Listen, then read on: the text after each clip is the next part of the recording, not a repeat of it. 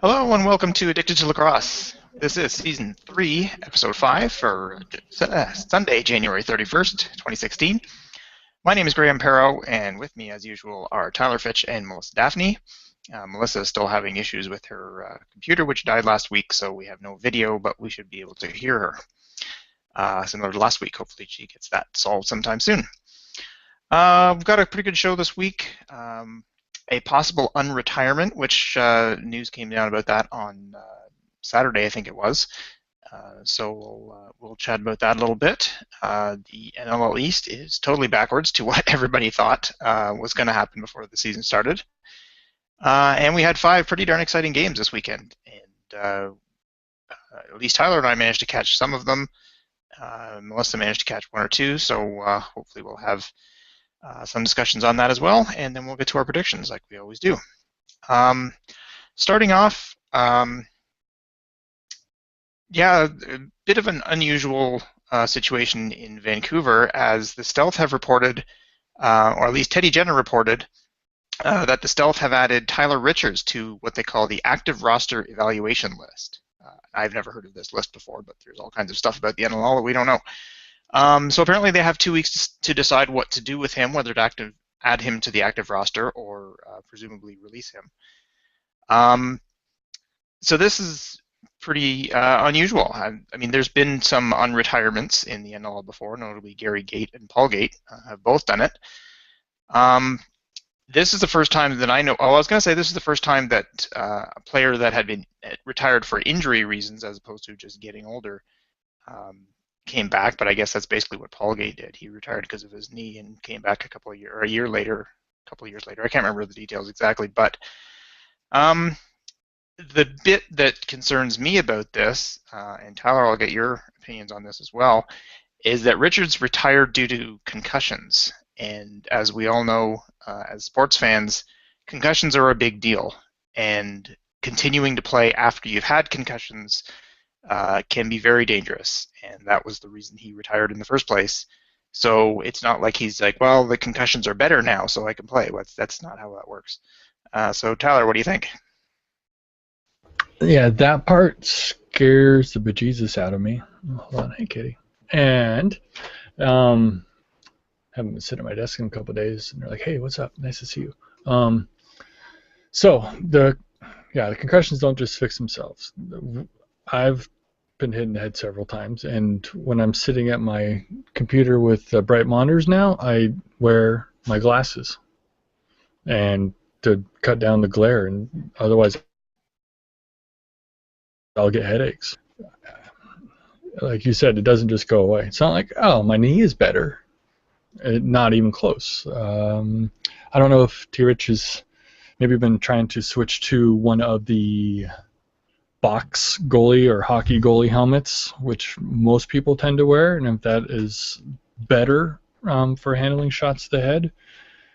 Just last night, Frankie Ciliano took a shot from Tyler Garrison square off the forehead, popped up, knocked him to the ground, but he hopped up from it, and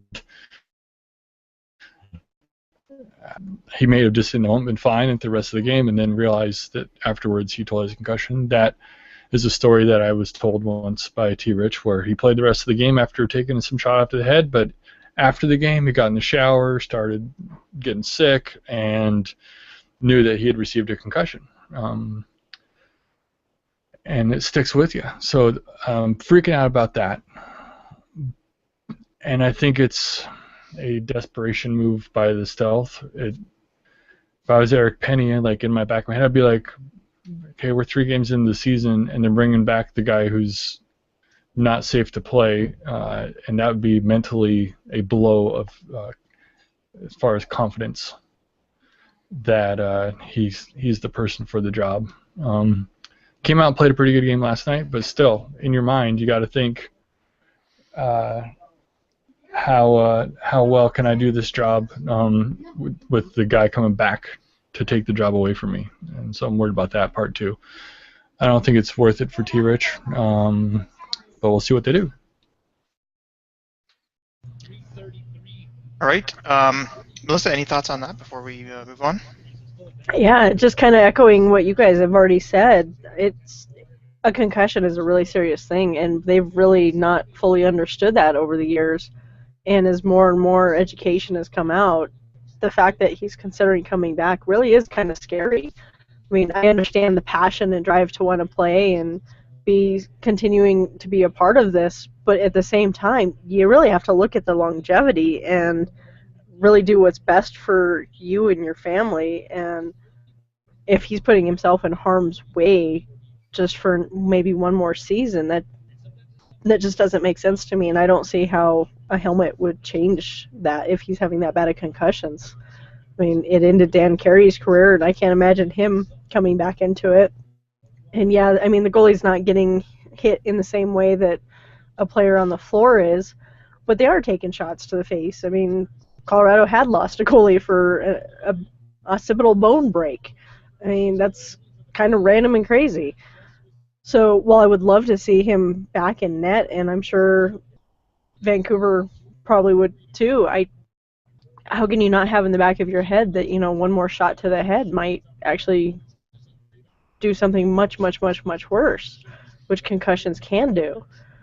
And I agree with what Tyler said, that, if I was Penny, I would have this in the back of my head now that, wait, you're really not, letting me find my groove, and you're going to somebody who's injured. And so, yeah, I think they just increased their goalie problem. So yeah, I don't, while I would love to see him back in net, I don't think this is a good decision at all. Yeah, I have to agree there. It seems, like you said, Tyler, like a not exactly a confidence building move for Eric Penny. It's certainly dangerous for Richards. It's really an odd thing. The only thing I can think of is Penny said, "Hey, give Tyler a call," or Tyler called up and said, "Hey, I'm available," or something like that. But any of these situations sound really unusual, and so I'm not sure what's going on there. But hopefully we hear a little bit more about that in the coming weeks. I guess we'll kind of get to this while we talk about the games, but just to go over the Eastern Division, and this is just all backwards compared to what we thought was going to happen at the beginning of the season. I'm sure there are people who looked at the New England Black Wolves or the Georgia Swarm and said these guys could really compete.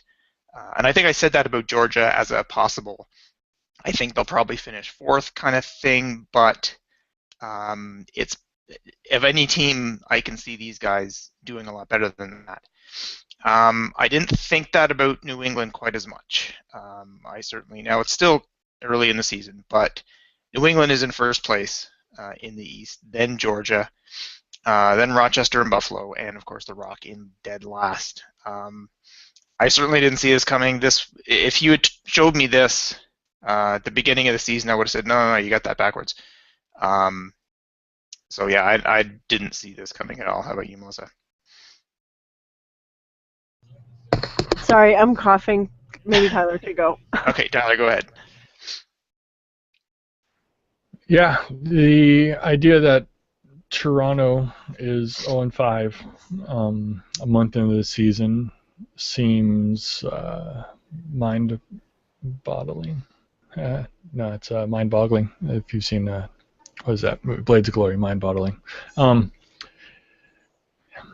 They've got all the pieces in place. The players want to play there, but also the players that get to play there are older, so maybe they're just not adjusting to the young style. Like Georgia just came out and ran on them, and it was incredible. Had to play on the road in Buffalo. They had put up a good game. New England, definitely a big shocker, but they've got new coaching that is, I think, a breath of fresh air, maybe. Really creating a great environment that they want to play in. Their defense is incredible, great goalie play, and you got the MVP, who is Sean Evans, really proving that he is the MVP of the league when he just switches the team he's on entirely and still creates winning team and producing great results regardless of who's around him. So yeah, that's exactly what an MVP should do and is doing for the Black Wolves now. Georgia, fun to watch. I love to watch them run and gun. It's going to be very interesting to see if people can adjust to Georgia now that they've got some game on them, and same with New England, and or if Toronto, I guess, implodes. Not fully going to worry about that. They've being an older team, they know how to handle adverse situations, I think, and get through that. But they've dug themselves a big hole like Calgary did last year. It's not over yet, but it's going to be not as easy with two teams in the East missing the playoffs versus just one in the West. Calgary had to come back and get in front of. All right, Melissa, you through the fit? Yeah, no, much better. You know, it is definitely a surprise to look at the standings right now, but I think part of it is I think we may have been a little gun shy after last season when the Black Wolves came out and surprised everyone, and so I think this season we kind of were like, okay, well, we're going to go with the safe choices, which have now gotten totally turned up on their ear, but it's definitely it's good to see some teams that have been struggling a little bit doing better this season. But Graham, I definitely feel for you since I've been in that position the past few seasons a little too frequently. It is really hard to watch your team do so poorly or just struggle in general when you know that they can do so much better. And regardless of whether it's a close game or they're just getting their butts kicked, it's not easy to watch. It's not fun to watch. But in this league, we know the parity is so tight that it's also not a surprise completely when the league upends this way. I think it's just a bigger surprise since Toronto has been so dominant and they suddenly went to the bottom. But I'm excited to see what the rest of the season holds. It's not going to be your typical season, I don't think, which is kind of exciting since the last few have been kind of similar to one another. Yeah, I have to say the Rocks, the way the Rock have been playing this year is, or I guess the feeling around the fan base is different from what I've seen before. In 2008, 2009, I guess it was. This is when Mike Klopfer, I don't even know how to say his name, took over as the GM and immediately traded Colin Doyle away and made some other moves that none of the fan base was particularly thrilled with. And we saw it result in the Rock at the bottom of the standings. They missed the playoffs a couple of years in a row, and that was pretty bad from the fan base. And it was particularly telling because up until then, the Rock had been really successful. I mean, they'd won a bunch of championships and been at or near the top of the standings every year since they came into existence in '99. And then suddenly they're at the bottom. But while they were doing really well, attendance was huge. They were up in the 18,000, 19,000 range almost all the time. And I remember wondering at that point, what happens when this team does go 4-12 or has a really crappy season or two? Are we going to just kill attendance entirely, or is this kind of like the Maple Leafs, where you're going to fill the arena anyway, even if the team is doing lousy? And I guess we found that out. They did lousy for a couple of years. Attendance dropped like a rock and hasn't recovered. Well, it recovered a little bit, but still now, if you go to a Rock game and you get 11,000, that's pretty good. Usually it's in the 9, 10, 11,000 range, whereas 16,000 was kind of a low number for the first 5 years. Anyway, it's a different feel now because at the time it was just we have a team that's just not very good, and we're not confident that the GM can make the moves that are necessary to make it a good team again. So it's just kind of a down situation. This one's weird because we do have the pieces to make a really good team. I mean, the team from this year is not significantly different from the team from last year, which obviously did really well. Minus Josh Sanderson, add in Colin Doyle, a couple of minor pieces here and there, and it's not significantly different. But the way they're playing is huge, hugely different. That is so. I guess it's a little more optimistic in that surely they can turn it around and then we'll be good, as opposed to, well, this season is over, we'll just wait till next year or the year after. So it's a little more optimistic. And with that, I guess we can segue into the games, and we'll start with Toronto and Georgia anyway, because that was the first game that happened. And so I guess talking about being optimistic, despite the fact that your team was 0-4,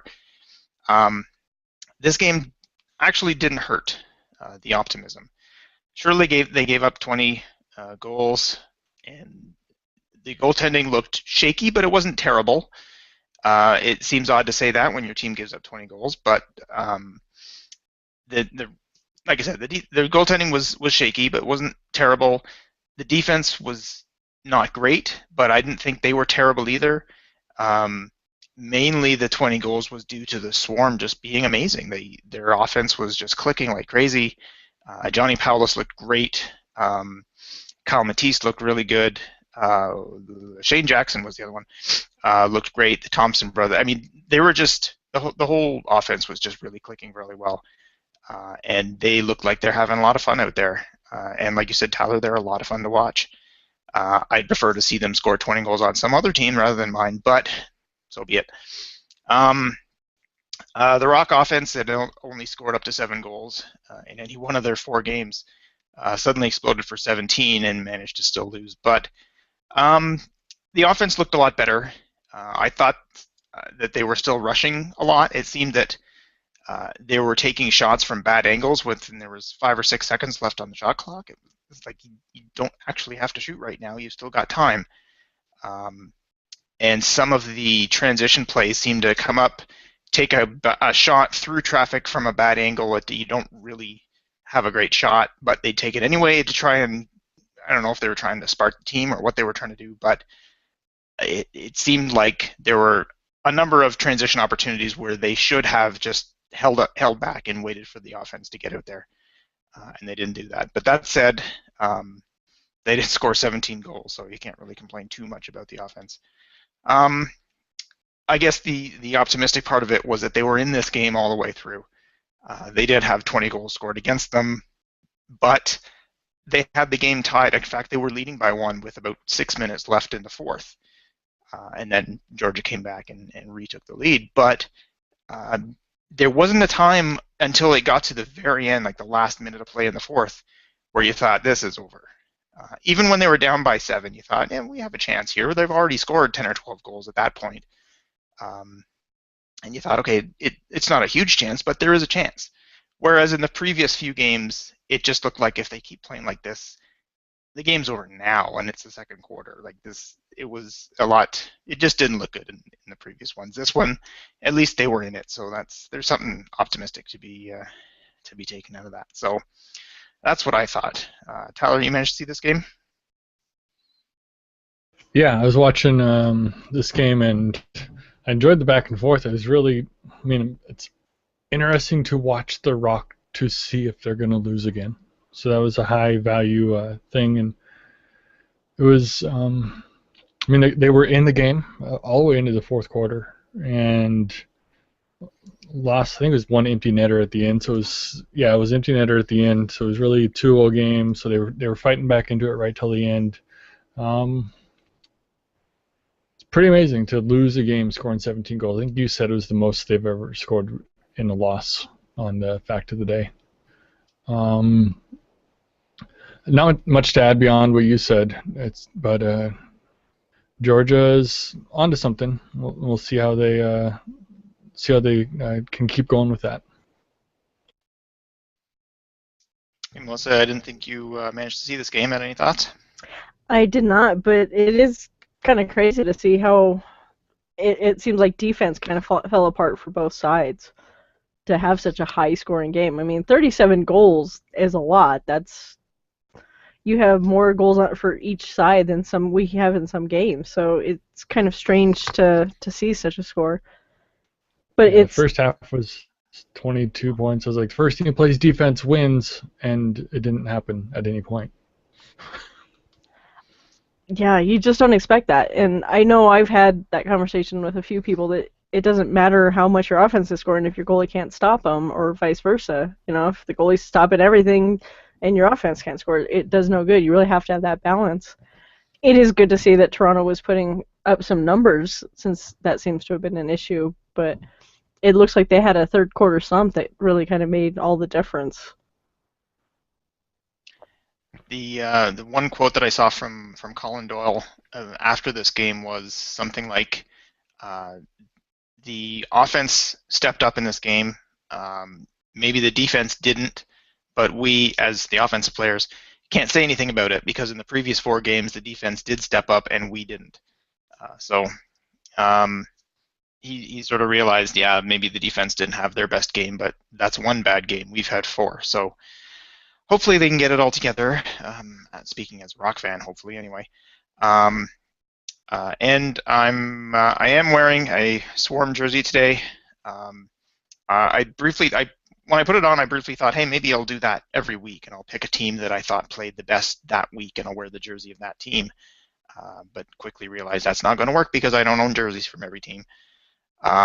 This is actually a Minnesota Swarm jersey, not a Georgia Swarm, so it's as close as I can get. But if, for instance, I decide that Calgary or Buffalo is the best team of the week, well, too bad. I don't have a jersey for them. Or Edmonton, for that matter. Or, sorry, Saskatchewan. There it is. I knew I was going to say it at some point this episode. See, you just need to raid my closet. That's the issue. Yeah, you've got tons, do you not? I do. I think I have all the current teams.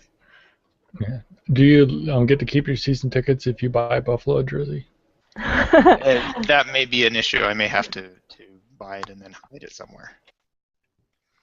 I do have a couple of orange T-shirts, but they're the Braver Than Brave for Tucker Williams. So I think the Rock people will give me a pass on those.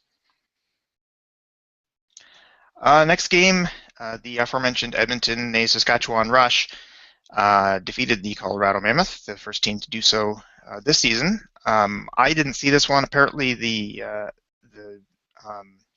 broadcast had all kinds of problems, similar to the previous broadcast from Saskatoon. So hopefully they're working on that, and we'll get that solved at some point this season. Tyler, you did manage to see this one. What did you think? Yeah, fun game to watch. The Mammoth, bad little back for the, let's see. But I remember as far as sequence of scoring, it was close the whole time. Good crowd, almost 9,000 in Saskatoon. Coming off the previous loss to Stealth, I was very worried about that. But I think everybody came back. The number was very similar to what it was before. So they're on a good plan for growing it, and winning kind of cures all ills, especially with attendance. So I'm very happy in that sense alone. I'm also happy that Colorado isn't way up on the Stealth in the standings now. Keep everything into a manageable fight for all the teams. Really makes a very interesting regular season then. Adam Jones, another great game. And I don't know, really my only, I think, point here was the attendance was just good for the Rush of Saskatchewan. That's their name. See anything else I put down? No, that's it. I looked at the attendance for the first game, and it was I just lost it again. 9147 for the first game in Saskatchewan, and the second one was 8624. So they lost about 500 people. So that's pretty darn good. When you see, it might even have been Vancouver a couple of years ago when they had their first game and they sold out the place, and then they had their second game and they lost like 3,000 people or 2,000 people or something like that. So only down by 500, and you're up in the 9,000 range already. That certainly bodes well for Saskatchewan. So let's hope they can keep that up. Melissa, you didn't see this game either before we move to the next one? No, unfortunately I didn't, and I really am detesting the fact that Fox does not have replay of the games, because I just cannot watch Friday night games, so I totally missed this one. And I'm really curious because the fact that the Rush kept Adam Jones to 1 goal really makes me wonder, was he having an off night, or were they just really doing such a good job shutting him down? And of course, to watch Mark Matthews get his 4 goals, would have liked to have seen that. So I'd really like to see how it is that the Rush put this win together. I mean, the fourth quarter definitely Colorado fell off in, but it makes me wonder, were they just completely outplayed, or did they just pull their fourth quarter slump that they like to do? So yeah. Let's see. I didn't actually look too much at the scoring. They only scored once in the fourth quarter, Colorado that is, and that was 48 seconds in. So um, that one put them ahead 10-9, and then Saskatchewan came back. And it's this game. Yeah, Saskatchewan came back, scored three in the rest of that quarter, and won it. But that was the only lead that the Rush had in this game. Colorado took the lead, and then Saskatchewan would come back and tie it, and then Colorado took the lead, and then the Rush tied it again. And I think it was tied 7 times. But each time it was always a Colorado lead and Saskatchewan coming back. And then Saskatchewan finally broke that pattern and scored the game tying goal, and then went ahead and then scored one extra at the end. So Yeah, there were a lot of Colorado, money baller points between this game and the Toronto game. there certainly were. Yeah, so Colorado had the lead for almost 40 minutes in this game. Saskatchewan had the lead for under 5. But like you'll read in my money baller column tomorrow, they had the last lead, which is really the only one that matters. It's kind of interesting to see that the Rush actually had gave Colorado 5 power plays that they scored on 4 of, because that definitely can make the difference in the game. And for the Rush, it seems like of all the teams that are a little more disciplined, and so I was kind of surprised to see that they not only had so many power plays for Colorado, that Colorado was so successful on them. All right. Next game, Buffalo, New England. And I saw parts of this one. I was actually kind of bouncing back and forth between this game and the Georgia Rochester game on Saturday. Excuse me, on Saturday night. I'd watch this game until the feed died, and then I'd switch to Georgia Rochester until I couldn't listen to Chris Driscoll anymore, and then I'd switch back to this one and keep going back and forth. So New England pulled this one off. They were actually ahead by quite a bit. It just didn't look like Buffalo was in this one very much. They had, I'm just checking it out, they had a 13-6 lead going in the early part of the fourth quarter. They scored 6 in a row and then allowed Buffalo 1 and then scored another 4 in a row. So New England was quite in control. What was the halftime score, though? It wasn't that far apart at halftime. It was a huge third quarter for the Black Wolves. It was 6-5 for New England at halftime, and then 11-6 after 3. So yeah, they came back with 5 goals in the third, and then another 2 starting off the fourth. And then Buffalo decided, hey, you know what, we can win this.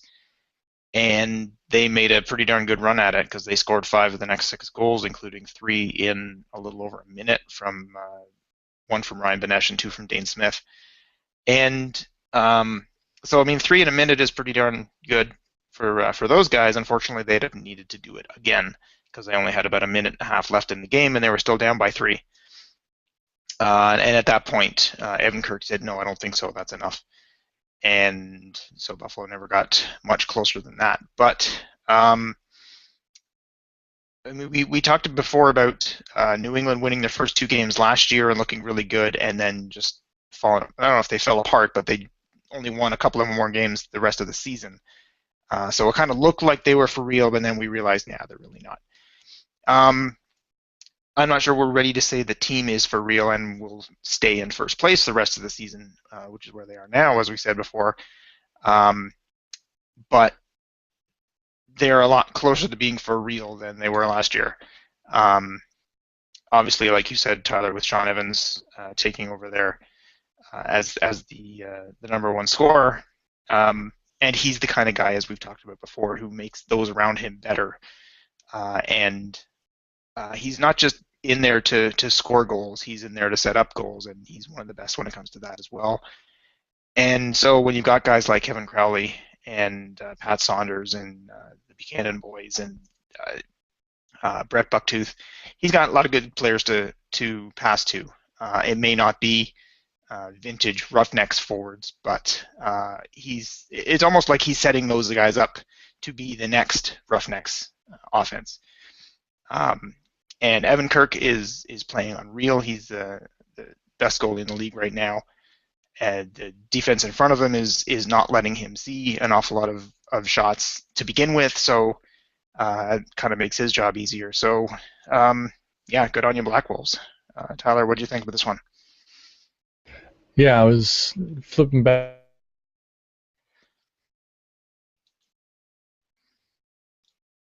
Uh-oh, did we lose Tyler again?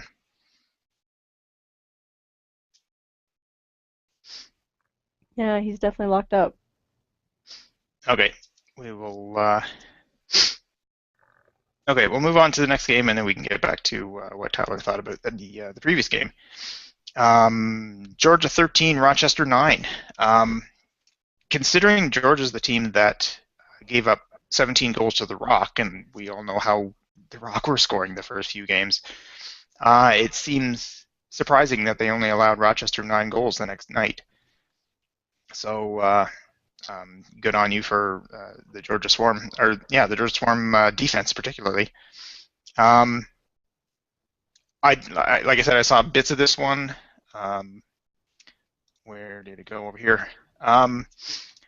Cody Jamieson, 1 goal, 0 assists. So I don't know how you managed to keep Jamieson down unless you just focus on keeping him down. And then, of course, Vitarelli scored a couple and Craig Point scored a couple. So you can't cover everybody. But if you're gonna take somebody and keep him to a single point, you may as well do that with Cody Jamieson. And Dawson didn't score either. Only 2 assists for Dan Dawson. Only 2 assists for Stephen Keogh. Pretty unusual for the Rochester offense. But again, the Swarm offense came to play. Randy Stotts with 8 points. Johnny Powis with 6. Miles Thompson with 5. Those guys just seem to have an awful lot of fun playing together. So, yeah, good job for the Swarm. Looks like we got Tyler back. Tyler, we moved on to the Georgia game, but if you still have comments on the New England game before you locked up there, then you can go ahead. Oh, or not. We lost him again. He just dropped off as I said that. Okay, Melissa, do you have any thoughts on this game? You know, I'm at the very least, I'm not surprised that Georgia won one of the 2 games this weekend, but I will admit I am a little surprised that they won both of them. I think that really speaks some volumes about this team that we might be facing this year, because usually when you have a back-to-back or a barn-to-barn, they're split. That's just the way it is. So when one team actually takes both of them, it is kind of a surprise. And the fact that they kept Rochester under 10 goals, pretty amazing. I was very surprised to see the result of the score. So while I didn't get to see it, I definitely would like to see what they did. I can't believe that Jameson was only kept to 1 goal. That's just crazy. Tyler, looks like you're back, and like I said, we had moved on to the Georgia game, but if you had thoughts about the New England game that you were discussing when you first dropped off. I was. I was going to throw a lot of praise on the coaching staff over there. Jim Veltman making great work of the American athletes he's got on defense. But I'm wondering how much, Melissa, would it cost to fly your husband out here and have him carry my laptop down a flight of stairs? Because I don't like it right now. Well, you got to remember, it wasn't carried. It was dropped from the top. Yeah, that's the goal. Totally an accident and get replaced. A lot more convenient when it's a work laptop. Unlike your situation, unfortunately. Sorry. But yay, Georgia. I don't know. Is it totally my turn to talk about the Nighthawks now? Sure. Okay. So the I was thinking like I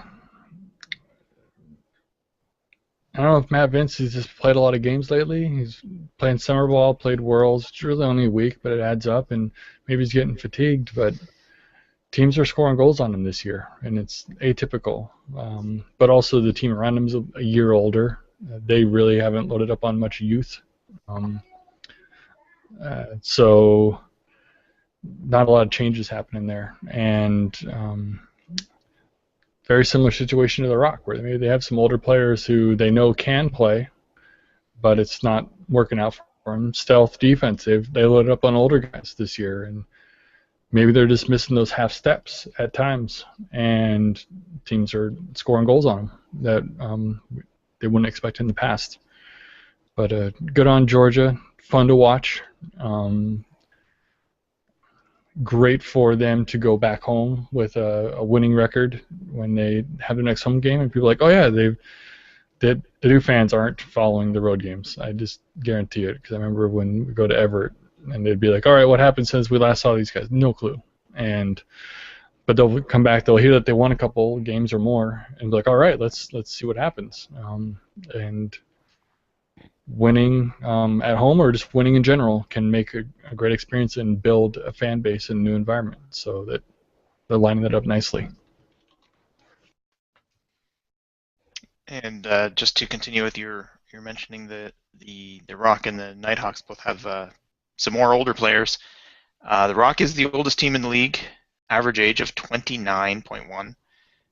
Rochester is next at 28.8, so they're both right up there, and not surprised that the Georgia Swarm is the youngest team in the league, and they're only 25 on average. So there you got a lot of young kids on that team, and yeah, they're playing really well. One more game, and I think all three of us managed to see this one. Vancouver-Calgary. We saw, and we were wondering whether we were going to see the standard at-home stealth or the standard away stealth from the season. And it looked like we had more of the away stealth, as they were right in this game near the end, but they couldn't quite pull it off. Calgary with a 15-13 win. Garrett Billings, I thought, had a pretty good game. He scored the first goal of the season for the Stealth in the first game, and hadn't scored since. Now he missed one of the games from an injury, but he was back and scored a couple of really nice ones. A couple of vintage Billings, just fire a laser and over the goaltender's shoulder, or into whatever tiny little corner he can find. Any space that's even slightly bigger than the ball, he can get the ball in. So it did look like he was passing a little less and shooting a little more. So that was good. He had a good game. Eric Penny wasn't outstanding, but he was certainly better than the home games that we've seen. So there were certainly times that he looked really on his game. So I mean, he did give up 15, but I thought he played okay. I was going to mention that Cliff Smith was a scratch on his birthday, so that wasn't very nice. But as Tyler pointed out, he was actually more of an injury than a healthy scratch. And the only other thing I want to mention was Matt Beers, who was missed all of last year, as we've talked about before. Took a couple of, I was going to say questionable penalties. You could just call them dumb penalties, because they were just taken at really bad times. One of them was, who was it? I think it was Dixon. Had hit somebody high, and the ref's arm was up. He was about to get a penalty, and Beers didn't like it and went over and slammed him into the wall.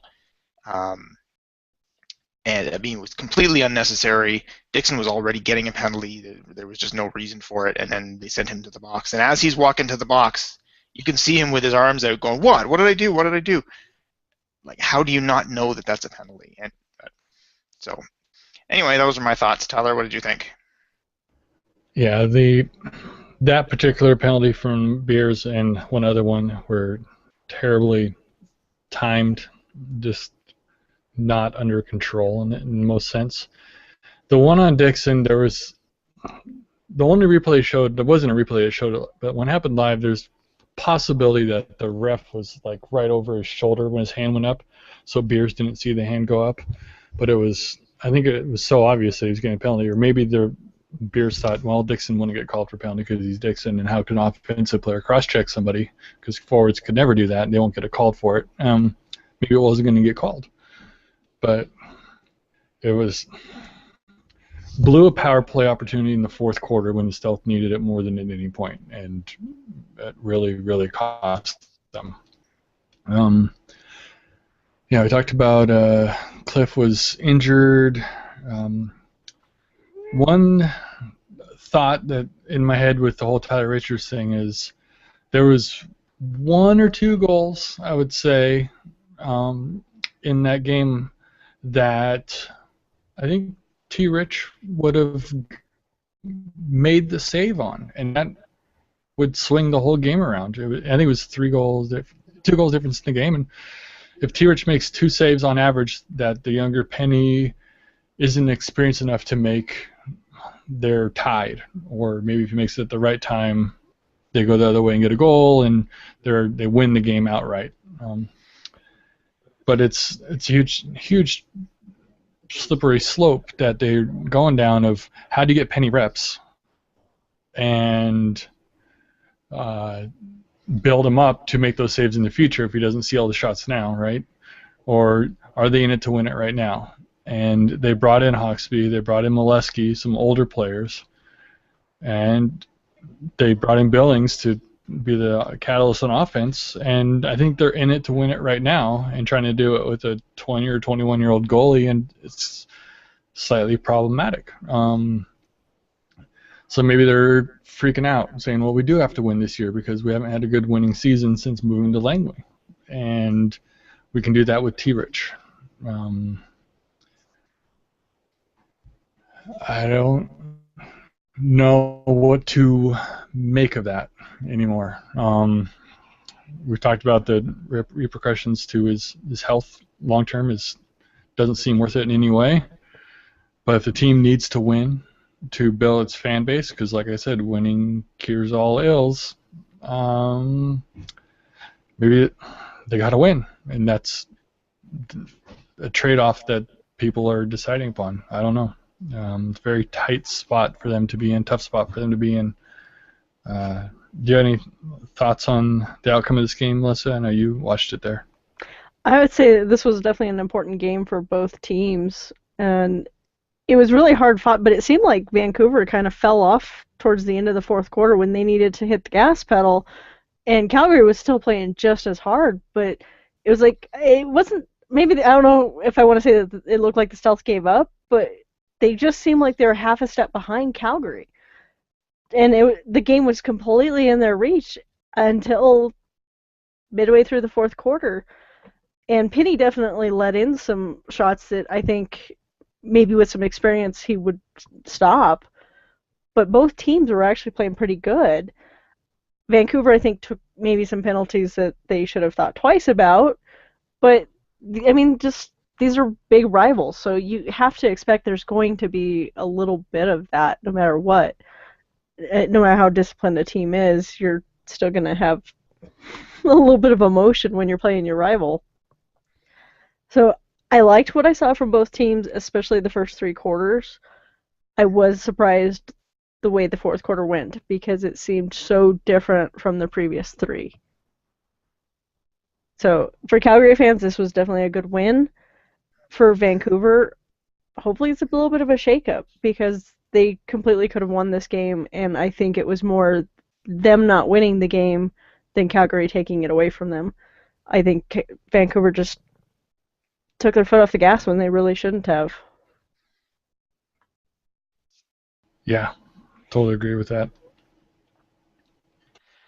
All right, so 5 pretty exciting games this weekend. Let's see how we did in picking them. I got the Colorado-Saskatchewan game correct in Vancouver-Calgary, but that was it. So I went 2 for 3. Tyler got the Georgia-Toronto game right in Buffalo-New England, but that was it. So he was also 2 for 3. And Melissa got Georgia-Toronto, Colorado-Saskatchewan, and Vancouver-Calgary correct, so she was 3 and 2. And Melissa pulls away just a little bit more in our overall stats. Tyler and I are tied at 7 and 12. Melissa is 10 and 9. Has finally passed the 500 mark, so good for you, Melissa. We have 4 games next week. And as per usual, Melissa did the best the previous week, so you get to go first for next week. Man, all the stress on me. All right, for Calgary and Rush, I'm going to go with the Rush. They just seem to be playing really strong right now, and Calgary's struggling, so that seems like the smarter choice. Although Calgary will definitely step up for that game.